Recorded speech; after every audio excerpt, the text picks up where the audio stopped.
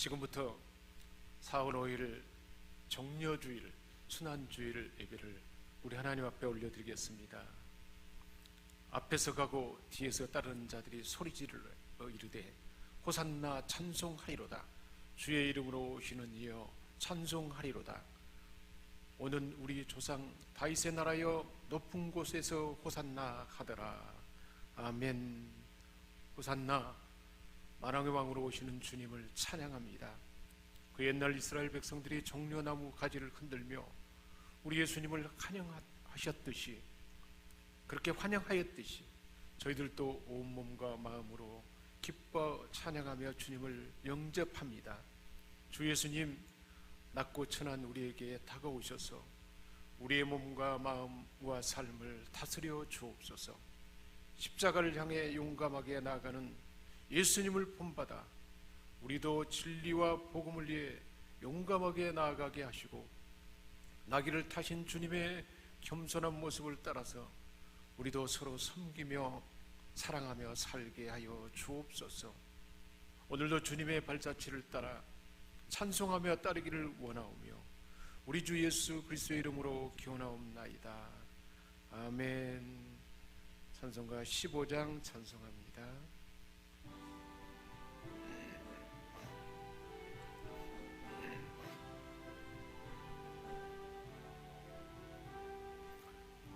하나님의 크신 사랑 하늘에서 내리사 우리 맘에 항상 계셔 온전하게 하소서. 우리 주는 자비하사 사랑 무한하시니 두려워서 떠는 자를 구원하여 주소서. 주님 세 번 부르짖고 자백하며 고백합니다. 주여, 주여, 주여. 고난을 마다하지 않고 예루살렘에 입성하신 주님을 기억하며 기도합니다. 성전을 정결하게 하신 주님을 생각합니다. 저희들 몸은 성령께서 거주하시는 성전, 이것만, 이 육체를 가지고 하나님의 성전임에서도 추하고 더러운 죄를 지으며 살았습니다. 열매를 맺지 못한 무화과 나무를 저주하신 주님을 기억하면서 나를 돌아보며 회개하며 자복합니다. 하나님 아버지, 우리 안에 있는 죄의 속성들, 습관처럼 굳어있는 죄의 마음을 주의 보혈로 정결케 하여 주옵소서. 우리의 생각이 새로워지게 하시고 우리의 상한 감정 주의 보혈의 능력으로 치유해 주셔서 우리 안에 모든 죄의 습관들이 다 주의 보혈의 능력으로 근원부터 다 제거되게 하시고 굳은 마음 부드럽게 하시며 다른 사람을 찔러대는 미워하고 두려워하며 염려하며 근심하며 분노하는 이 죄의 근원이 사라지도록 도와주옵소서. 의의 열매를 맺지 못하고 잎사귀만 무성한 나무들이었습니다. 제자들의 발을 씻어주신 주님의 섬김을 기억하면서 우리의 죄악과 우리의 약함을 긍휼히 여겨주시며 용서를 구합니다. 저희들은 서로 높아지려 하면서 형제를 섬기지 못했습니다. 이 고난주간에 주님의 발자취를 묵상하며 드리는 우리의 회개를 받으시고 용서하여 주옵소서. 옥토의 심령이 되게 하여 주옵소서. 의의 세마포 옷으로 덮어주셔서 우리 하나님 앞에 온전한 예비자 되도록 도와주옵소서.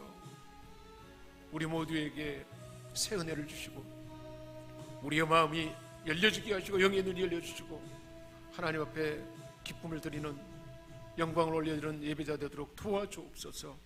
우리 주 예수 그리스도의 이름으로 이 고백의 기도를 드리옵나이다. 아멘. 그가 찔림은 우리의 허물 때문이요 그가 상함은 우리의 죄악 때문이라. 그가 징계를 받음으로 우리가 평화를 누리고 그가 채찍에 맞음으로 우리는 나음을 받았도다. 우리는 다 양 같아서 그릇 행하여 각기 제 길로 갔거늘 여호와께서는 우리 모두의 죄악을 그에게 담당시키셨도다. 아멘. 주의 피로 이룬 샘물 크고도 높도다. 구원하는 그 신능력 다 찬송할지라. 찬송하세 주의 보혈 그 샘에 지금 나가가 죄의 깊이 어린이 몸 그 피로 씻어 맑히네. 하나님께서 우리에게 주신 말씀은 마태복음 27장 11절에서 14절 50절에서 54절까지 말씀입니다. 예수께서 총독 앞에 섰음에 총독이 물어 이르되 내가 유대인의 왕이냐? 예수께서 대답하시되 내 말이 옳도다 하시고 대제사장들과 장로들에게 고발을 당하되 아무 대답도 아니하시는지라. 이에 빌라도가 이르되 그들이 너를 쳐서 얼마나 많은 것으로 증언하는지 듣지 못하냐 하되 한마디도 대답지 아니하시니 총독이 크게 놀라워하더라. 예수께서 다시 크게 소리 지르시고 영원히 떠나시니라. 백부장과 및 함께 예수를 지키는 자들이 지진과 그 일어난 일들을 보고 심히 두려워하여 이르되 이는 진실로 하나님의 아들이었도다 하더라. 처음 사람 아담은 하나님의 형상으로 시험을 받았습니다. 하나님과 교통하면서 생육하고 번성하여 땅에 충만한 복, 다스리는 복을 하나님의 형상으로 지음받아서 받게 되었습니다. 그런데 죄가 들어와서 하나님의 형상이 다 깨어져 버렸고 하나님과 교통이 단절되었고 그래서 모든 복이 다 상실되고 말았습니다. 죄로 갈등하며 살 수밖에 없게 되었습니다.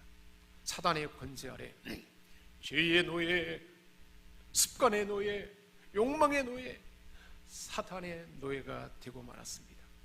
이 망가진 것을 다 회복하기 위하여 하나님은 하나님의 아들 예수 그리스도를 이 땅에 보내셨습니다. 그 예수님은 어떤 분이셨습니까? 말씀으로 천지 만물을 창조하신 하나님이십니다. 그 말씀이 육신이 되어 자기 백성에게 보이는 하나님으로 이 땅에 오셨습니다. 이 땅에 오셔서 어떤 일을 하셨을까요? 흑암 가운데 빛이라 말씀하셨고 흑암 가운데 어둠 가운데 어두운 세상에 빛을 나타내셨습니다. 세례요한이 증언했던 것처럼 6월절 어린 양 자기 백성을 자기 피로 구원하기 위해서 6월절 어린 양으로 오신 분이셨습니다.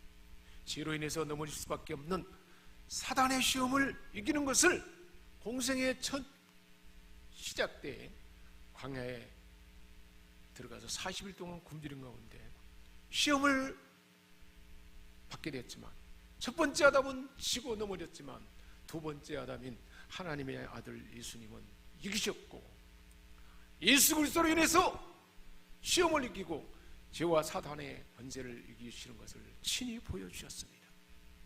나면서부터 소경된 자의 눈을 뜨게 하시면서 하나님이 보내신 하나님의 아들 메시아라는 사실을 알게 하셨고 보여주셨습니다. 죽은 나사로를 살리면서 죽은 자를 살리신 부활이요 생명이신 분이심을 보여주셨습니다. 그리고 우리 주님은 말씀하셨습니다. 내가 온 것은 섬김을 받으려 함이 아니요 도리어 섬기고 자기 몸을 많은 사람의 대중물로 들어오셨다고 그렇게 말씀하셨습니다.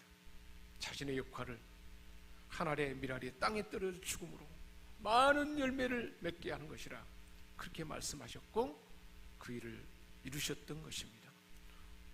그 사실을 오늘 본문의 말씀은 그대로 보여주고 있습니다.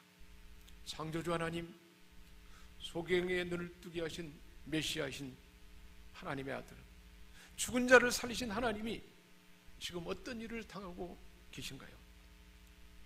오늘 본문 서두에 보면 죄 없는 예수님이 모든 죄인들의 죄를 대신해서 하나님의 아들 죄 없는 분이 신문을 받으십니다. 죄 없는 예수님이 대제사장 서기관 바리새인들의 고발로 인해서 산헤드린 공회에서 신문을 당합니다. 가야바의 법정에 그리고 안나스, 헤롯 대왕에게, 그리고 빌라도에게 계속 여기저기 끌려다니면서 신문을 당하셨습니다. 이제는 그 당시 총독이었던 빌라도 앞에 끌려와 신문을 받는 장면이 오늘 본문의 말씀이고, 계속되는 말씀이 이어지고 있습니다. 11절에 예수께서 총독 앞에 서게 되었고 총독이 신문합니다. 내가 유대인의 왕이냐? 그들이 너를 쳐서 얼마나 많은 것으로 증언하는지 듣지 못하였느냐? 하지만 우리 예수님께서는 14절에 한마디도 대답하지 아니하시며 침묵하셨더라 그랬습니다. 이를 보고 총독이 크게 놀라워하더라. 죄가 없는 자를 신문하면 거기에 대해서 변론하고 정당한 이야기를 할 수 있는 분임에도 불구하고 한마디도 대답하지 않은 침묵하시는 주님을 보고 총독이 참 이상한 일이다, 크게 놀라워했더라 그랬습니다. 18절에 보면 이는 그가 그들의 시기로 예수를 넘겨준 줄 알미더라. 빌라도는 바리새인과 대제사장과 서기관들, 이들이 유대인들이 예수님을 시기함으로 넘겨주는 것을 알았다 그랬습니다. 그래서 빌라도에게 이송된 예수님께서는 2차례에 걸쳐서 빌라도에게 신문을 당했습니다. 첫 질문에서 빌라도는 예수님에게서 아무 죄도 발견할 수 없었습니다. 그렇기 때문에 유대인의 명절이 되면 제수를 특별 사면하는 그 전례를 따라서 특별히 한 사람의 죄를 놓아주는데 예수님을 놓아주고자 했던 것입니다. 하지만 빌라도는 유대 종교자들의 배후 조정을 받은 무리들에 의해서, 그런 조정받은 사주받은 분들로 인해서 격렬한 그 요구로 인해서 결국에는 예수님 대신 바라바를 놓아주고 예수님에 대해서는 사형 선고를 하고 말았던 것입니다. 빌라도는 당시 누구보다도 유대 종교자들이 지닌 그 음모를 정확히 파악하고 있었지만 재판장 입장에서 보니까 전혀 죄가 없어 보이는데 거리증이라고 예수님을 시기하여 말도 안 되는 소리를 하는데 평안한 가운데 침묵한 것입니다. 죄 없는 우리 주님은 죄인은 우리를 대신해서 그렇게 죄인으로 신문받아야 할 그 일을 대신 받게 됐던 것입니다. 21절 말씀입니다. 총독이 둘 중에 누구를 너희에게 놓아주기를 원하느냐? 그렇게 물었더니 바라바를, 흉악한 죄인인 바라바를 놓아주소서 했습니다. 이 순간 빌라도는 한 사람을 놓아줄 권한이 있었지만 우리 주님은 이 순간 침묵으로 우리의 죄를 담당함으로 모든 사람을 죄에서 놓아주는 그 일을 자기가 담당함으로 하셨던 것입니다. 이 예수를 하나님이 그의 피로 인하여 믿음으로 없는 감옥제물로 세우셨으니 이는 하나님께서 길이 참으시는 중에 전에 지은 죄를 간과하심으로 자기의 의로우심을 나타내려 하심이라. 로마서 3장 25절에 말씀하고 있습니다. 에베소 1장 23절에는 이렇게 말씀하고 있습니다. 우리가 그리스도 예수 안에서 그의 은혜의 풍성함을 따라 그의 피로 말미암아 구속 곧 제사함을 받았느니, 예수의 피로 말미암아 구속 제사함을 받게 하기 위해서 우리 주님은 죄 없는 분이시지만 친히 죄인이기 때문에 받아야 할 신문을 침묵 가운데 죄 없는 예수님이 그대로 받아내셨던 것입니다. 23절에 빌라도는 예수님에게 죄가 없음을 알았고 어떻게 하면 예수님을 놓아줄까 애썼지만 허사였습니다. 빌라도가 놀란 소리로 말합니다. 어쩜이냐? 무슨 악한 일을 행했느냐? 다른 복음서에서는 이 사람의 습기에서 죄를 찾을 수 없으니 채찍하여 박멸하고자 한다 그랬습니다. 그럴수록 그들은 더욱 소리를 질러서 십자가에 못 박혀야 하겠나이다. 빌라도는 이로 인해서 밀란이 일어날까 그래서 자기의 처지가 위태로워질까를 걱정하면서 죄 없는 자를 죄인으로 판결하고 말았던 것입니다. 그러면서 24절 말씀입니다. 빌라도가 아무 상관도 없이 도리어 밀란이라는 것을 보고 물을 가져다가 무리 앞에서 손을 씻으며 이 사람의 피에 대하여 나는 무죄하니 너희가 당하라 했습니다. 그리고 26절에 이에 바라바는 저희에게 놓아주고 예수는 채찍질하고 십자가에 못 박히게 넘겨주니라. 채찍질하고 십자가에 못 박히게 넘겨주니라. 이 채찍질 당하는 고통은 이루 말할 수 없는 고통이었습니다. 가죽 채찍으로, 납덩이가 끝에 달리는 가죽 채찍으로 사람에게 채찍질하여 살점이 떨어져나서 가서 뼈가 앙상하게 드러나 보이는 무자비한 그러한 형벌이었던 것입니다. 중죄인에게 시행하는 그 형벌을, 우리가 감당해야 할 그 중죄인의 형벌을 우리 주님이 담당하셨던 것입니다. 넘겨주니라, 넘겨주니라. 천지를 다스리는 분임에도 불구하고 비통치자인 인간들의 손에 이리저리 넘겨주고 저리저리 넘겨지는 그 순환을 당했던 것입니다. 우리 예수님은 최종적으로 십자가에 넘겨져 죽기 위해서 내가 온 것은 많은 사람들의 대속물로 추루함이라 하는 그대로 우리 주님은 그렇게 고난을 당했던 것입니다. 왜 예수님은 십자가에 달려야 했을까요? 왜 하나님의 아들 예수 그리스도가 십자가에 달려 죽어야 했을까요? 그 앞에 무릎을 꿇고 희롱하여 이르되 유대인의 왕이여 평안할지어다 하며 30절에 그에게 침 뱉고 갈대를 빼앗아 그 머리를 치더라. 그 머리를 향하여서 계속 때렸다라는 말씀입니다. 성자 하나님이 침뱉음을 당하는 희롱을 당했습니다. 갈대를 빼앗아 그 머리를 치더라 했습니다. 로마 군인들이 예수님의 머리를 한 번 때린 것이 아니라 계속 때리고 또 때렸다는 말씀입니다. 그들이 예수님의 머리를 때릴 때 가시멜관을 썼는데 그 가시관이, 날카로운 가시가 머릿속에 살 속으로 깊이 박혀졌을 것입니다. 그래서 우리 주님의 머리에는 더 많은 피가 흐르는 그 고통은 더 깊어졌을 것입니다. 우리 예수님은 조롱받고 침받침을 당하는 정신적인 고통뿐만 아니라 머리가 찢기는 육체적인 고통까지 다 당하신 것입니다. 시편 22편 16절에는 이렇게 말씀하고 있습니다.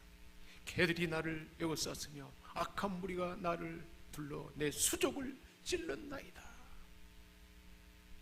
우리가 당할 죄로 인한 그 수치와 고통을 다 당하셨던 것입니다.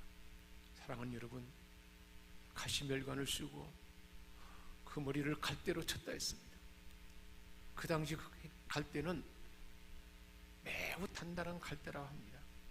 그 단단한 갈대 지팡이로 가시멜관을 쓰신 예수님 머리를 칠 때마다 가시가 찔고 고통나는 그 아픔은 얼마나 심했을까요? 심한 고통으로 부르르 떨었을 것입니다. 주께서 이런 수치와 고난을 당하신 목적은 바로 저와 여러분을 위한 순환이었습니다. 이사야 53장 5절 말씀입니다. 그가 찔림은 우리의 허물을 인하며 그가 상함은 우리의 죄악을 인함이라 말씀했습니다. 우리 주님이 우리 대신 그 수치를 당하지 않으셨다면 우리는 하나님의 심판대에서 그보다 더 몇만 배 더한 부끄러움과 이 고통을 당해야 했을 것입니다. 그래서 로마서 4장 25절은 이렇게 말씀합니다. 예수는 우리 범죄함을 위하여 내어줌이 되고 또한 우리를 의롭다 하심을 위하여 살아나셨느니라. 친히 나무에 달려 그의 몸으로 우리 죄를 담당하셨으니 이는 우리로 죄에 대하여서 죽고 의에 대하여 살게 하려 하심이라. 저가 채찍이 맞음으로 너희는 나음을 얻었도다. 우리의 나음을 위해서, 우리의 죄악을 인한 모든 것을 낫게 하고 회복되게 하기 위해서 우리 주님은 우리를 의롭게 하기 위해서 그렇게 고난을 당하시고 살아났던 것입니다. 이제는 우리를 죄악 가운데 건져주셔서 우리 하나님과 화목하는 길을 열어주시고 우리 하나님과 쉬운 자에서 직접 만날 수 있는 그 상기를 열어주신 주 예수 그리스도의 은혜와 하나님 우리 아버지의 크신 사랑하심과 성령의 감화 감동 교통 충만케 하시는 은사가 코로나19로 두려워하며 염려하는 우리 생명샘 권속들 그리고 우리가 마음에 품고 기도하는 자들에게까지 이 고난 중간에 풍성한 은혜로 함께해 주시며 이 예비하신 모든 은혜와 복이 영원토록 함께 하시옵기를 축원하옵나이다. 아멘.